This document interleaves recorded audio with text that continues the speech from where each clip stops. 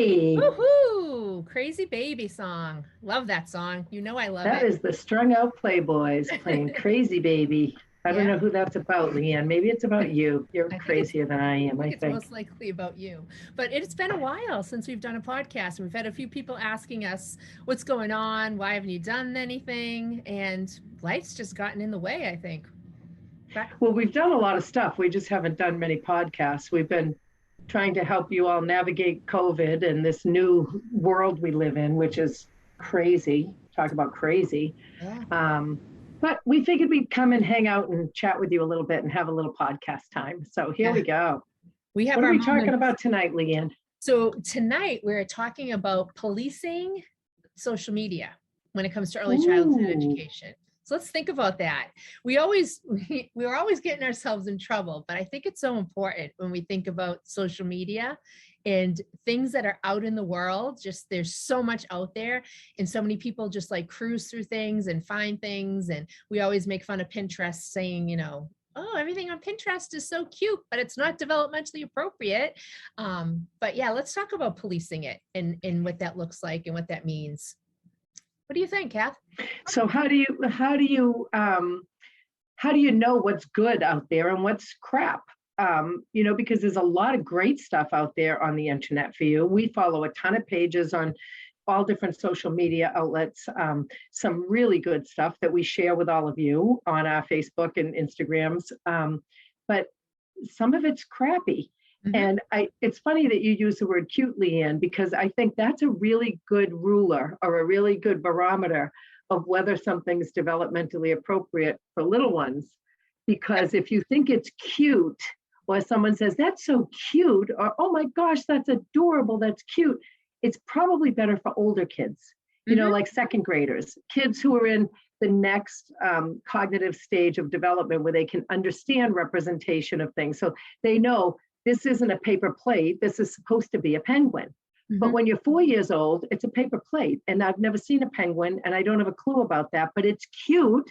So we do it, And the other part of that cuteness is that parents love it. So everyone says, oh, but the parents love it. But is it best for kids? No, it's really not when you think about young kids and what's cute. So let's think about that. So if you see something on the internet and it's cute, don't just ignore it and go buy it. So when you're in that rabbit hole of the internet and you see something and you think, oh, that's so cute, that's adorable, move on. If you see something that's super messy and you look at it and you think, oh, I don't know if I could do that, that's going to make a mess of the table, then that's probably that is developmentally appropriate. That's exactly what you should probably be doing with young kids, right? I mean, yeah, if you work with school age children with older kids, then some of those craft kind of things might be okay to do. But really, if you see happy kids and delightful kids and beautiful invitations of provocations of learning activities and play activities that teachers set out, those are the things you should like and tag all your co-teachers, Mm-hmm. But what we're seeing a lot of lately is like, I don't want to call anybody out specifically, but we're seeing these, puppets you can make, or these creatures that look like walruses, or is it walry, whatever it is, but these things, and not for nothing, we live in Massachusetts. We don't see many walruses or walry roaming the corridors in our schools, but if you see these cutesy things and then you tag everybody, it just gives life to that. And we really need to stand up for what's best for kids. And what's best for kids is what kids think about and what kids are interested in, not what teachers think they should be learning during that particular week in the winter. Right. It's nice to learn about snow and it's nice to learn about cold, but when's the last time you saw a walrus or a woodland animal that's not native to where you are? It doesn't make sense for young children. Just, right. I'll also add that I think we say we're the pushy dames, and we are, and we tend to get ourselves into a little bit of mess, but although we don't care because we always say we're old and we don't give a crap anymore. Who gives a shit? I don't care. I'm just doing what's best for kids at this point.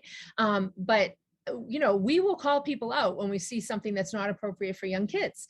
And part of that is because we want what's best for kids. So if someone is putting something out there and it's not developmentally appropriate, especially if it's an entity that is really someone that people look up to, or an entity that has a lot of followers, and if they put something out like this is great for 4-year-olds and it's not, we will go on and say, no, this isn't okay. This is not appropriate for young kids. And people are usually like, what are you doing? Private message them. Like, oh no, you're going to get them mad at you. And you're going to hurt their feelings. Yeah, I don't care, because so many people are seeing this thinking, okay, this is okay for young kids. Even the way pictures are on like websites, or that people post, especially like articles, you'll see something that says this new research, and you look at the article and the picture has like kids that are like 3 and 4 sitting at desks, and you're like, oh my gosh, like who put this picture here? Right, that's not okay. No, I mean, this is not okay. It's basically representing early childhood as what it shouldn't be. And that's something that makes me really mad. I know it makes you mad. And we spend way too much time talking about things like that. Hello, how about the night, Leanne, a couple of months ago, where at like 11 o'clock at night, she sends me a text message. Did you see what such and such posted? And such is a big entity where we are, that we should all look up to as early childhood experts. And I looked at it and I was so angry because it was not best practice for kids. I couldn't sleep. Finally, at like 2:30 in the morning, I roll out of bed and I'm like, well, screw this. I'm responding. Yeah. And I really gave it a lot of thought. Should I private message them or not? Mm-hmm. And when I looked at the post, I saw like 15 early childhood teachers sharing it simply because it came from a reputable, important organization where we live. And I just felt like, well, you know what, those 15 people just shared it with however many other people. I want them to see that maybe this is not such a good idea. So I was careful, I think.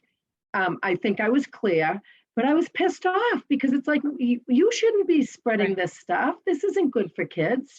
This isn't what we should be doing. And all the teachers look and say, oh, this is my agency or my organization. I should be doing this, and it's not.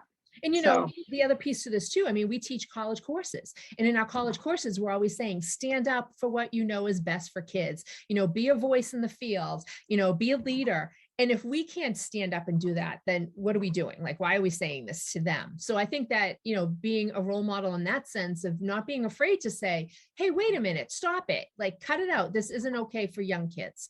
Yeah, I have to get better at saying that nicely and professionally, because I don't want people to hate me.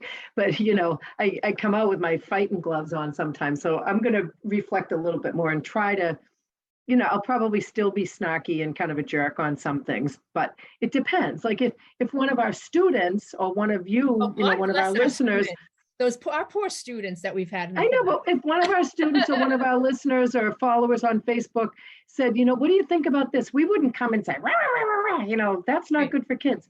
But when you're a big agency, I used the D word the other day, which I never do. And I'm a mother, and a wife. I hate the D word is disappointed. To tell somebody you're disappointed in them is such a huge emotional thing. But I put it right out there on social media. I said, this is really disappointing. I've been following your page for years, and it's full of craptivities instead of good stuff for young children. Yeah. And I'll add this too. So this is, I think, a piece of it is that when you see a page and, it's supposed to be like this developmentally appropriate practice page, and, all of a sudden you start to see all the crap being posted. I think what happens, especially, and I mean, we've been in the field for a long time, especially in this field. I think that what happens is everyone doesn't want to hurt anyone's feelings, because this is our field. We take care of children, it's You're right. We wipe noses and butts all day and care about young kids and care about families and worry about kids all through the night, that kind of thing. So I mean, no one wants to hurt anyone's feelings. So I think it's like, okay, we'll let it go, we'll let it slide. We want to be nice and whatever, so no one says anything. And we're sick of being nice, and we're sick of being that person. Since when are we nice? I know, but that's just what I mean. But I think we all have an obligation. And if you loop back to the NAEYC Code of Ethical Conduct, Yep. the most important indicator in the code is to always do what is in the best interest of young children. It's bold. It's bigger than all the other indicators in the code. So, you need to think about that. What is best for young children is, child-initiated learning and play-based learning, and not just a bunch of stuff that you find out there. Pinterest is, sorry if you all have stock in Pinterest and we're bashing them, but everything you see on Pinterest is not necessarily good for early childhood.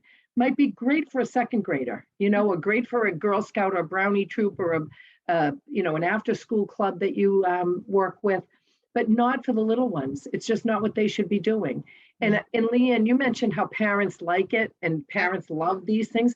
It's because they can recognize it. Exactly. And that's because they're grown-ups. The 4-year-old doesn't know that this paper plate thing is a penguin or a turkey or a walrus or whatever it's supposed to be, a hedgehog, pick an animal, right? But the adult will know. So that's why we get that message sent back to us that, oh, parents like this. They commented on this. They didn't comment on the 14 messy finger paintings and collages that went home. So this must be better than those, when it's really not. It's just that they can identify it. So they give more credence to it when really it's not better for the child. So. Yeah. No, absolutely. Oh. And, it was funny because I did ask a student one day, she said, oh, but the parents love it. And I said, how do you know the parents love it? And she said, because they get excited for it. And then that's when it dawned. It was like, oh, okay. So they recognize it. That's what it is. So that's the difference. And I think that's something that teachers should be aware of. And I think if you really got down to it and you asked a parent, would you rather have me cut out all these pieces and glue it on for your child and then send it home and pretend your child did it? Or would you rather your child sit down and explore the mediums and, actually, build their finger dexterity and, strengthen their muscles and understand color better? Like, which one would you rather? I'm guessing the parents would choose, the latter one. So, that's just something to think about. But teachers are taking that as the parents are, oh, look at your snowman that the teacher cut out and put together. Then that's the teacher thinking the parent loves it. But really, if the and if you live in a place or work in a place where there's snow, go out and build a real snowman and take pictures of that and, send that home, or a snow anything, or bring some snow into your sensory tables, that sort of thing. That. For decorations for their house, tell them to go to Walmart or Target and buy some decorations. It's not up to the 3-year-old to decorate their house for the season, so forget about that, because someone will say, oh, well, it's so nice to be able to put this on my refrigerator. Yeah, well, guess what? Go to Target and buy yourself some little decals. How about the dollar store? The dollar store has great stuff, and then you can dump it afterwards. But so what's our takeaway, or what's our messaging out about this policing social media? I'm going to say, I think, be brave, be daring, be professional, but don't feel like you have to like something. If you get that feeling inside, or you say, oh, I can hear those pushy dames in my head, maybe this isn't good for kids, then don't like it and don't tag your friends. And if you really want to, say, I'm trying to figure out how, this fits the developmentally appropriate profile that we know we should be working towards with young children. So maybe we're not the only ones out there, and you don't have to block somebody, although I have blocked some pages. But I think it's good to say, I'm really disheartened with this, or, I don't understand why this is a good post. And I also think that it's important when you're scrolling through or looking at websites or whatever you're doing, be aware of the pictures that you're seeing. Are the pictures reflecting what's developmentally appropriate or not? Be aware of that and recognize that. And I think you'll be surprised when you start to really pay attention to that. Like Kathy said, the word disappointed. I'm disappointed all the time when I'm like scrolling through and I'll see something, or I go to an agency or something and I'm like, oh, come on, what are you doing with this picture? Like, this isn't what's best for kids. Why do you have this picture up? And it's just one of those things. I think we need to represent early childhood much better in the media, I guess, and one of the ways we do that is to pay attention to it, so whenever you're posting pictures or whenever you're setting up your own personal site for your program, whether you're family childcare or after school or, early childhood programs need to pay attention to what you post. So you don't want to. Yeah, that's a really good message to Leanne. If you're writing a parent handbook or you're creating a website for your center, or you're, working on material to send home, don't have ABCs and 1, 2, 3s and cartoon kids all over it. Have real kids doing real things, like, and parents will get a better message like, oh, yeah, my kid will learn their letters and their numbers and their shapes along the way, but they're going to do it in a way that's really hands-on and appropriate. And some of those stock images you find online are not best. And if they're cute, maybe forego it. Maybe say, you know what, I don't want to just